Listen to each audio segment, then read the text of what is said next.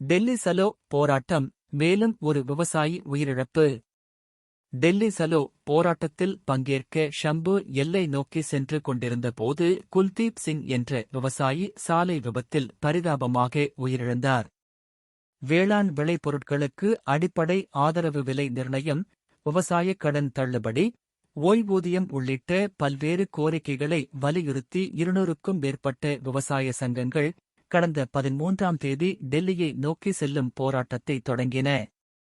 மத்திய அரசு பேச்சுவார்த்தைக்கு வந்ததையடுத்து கடந்த ஞாயிற்றுக்கிழமை டெல்லி செல்லும் பேரணி தற்காலிகமாக நிறுத்தப்பட்டது.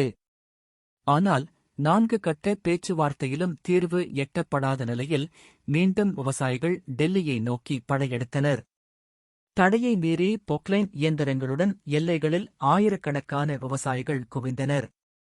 இந்நிலையில் ஜியான் சிங், 78 என்பவர் பிப்ரவரி 15ஆம் தேதி ஹரியான, பஞ்சாப் எல்லைப் பகுதியான ஷம்புவில் மாரடைப்பால் உயிரிழந்தார். இதனை அடுத்து போலீசாருடன் நடைபெற்ற மோதலில் மஞ்சித் சிங், 70, நரிந்தர்பால் சிங், 45 ஆகிய இருவர் உயிரிழந்தனர். ஷம்புவில் குவிந்த விவசாயிகளை துணை ராணுவப் படையினர் தடுத்து நிறுத்தி கூட்டத்தை கலைக்க விவசாயிகள் மீது கண்ணீர் புகை குண்டுகள் வீசினர். அதேபோன்று பஞ்சாப் அருகே கானரியிலும் விவசாயிகளை போலீசார் தடுத்து நிறுத்தினர். அப்போது ஏற்பட்ட மோதலில் பஞ்சாப்பை சேர்ந்த 22 வயதான சுப்கரன் சிங் என்ற விவசாயி தலையில் துப்பாக்கி குண்டு பாய்ந்து உயிரிழந்ததாக கூறப்படுகிறது.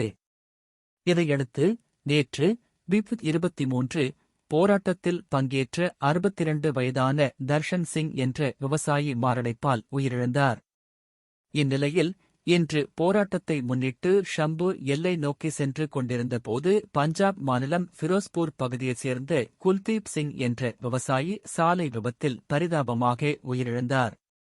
நடப்பாண்டில் டெல்லி சலோ போராட்டக் களத்தில் பலியானவர்களின் எண்ணிக்கை ஆகஸ்ட் 6 உயர்ந்துள்ளது.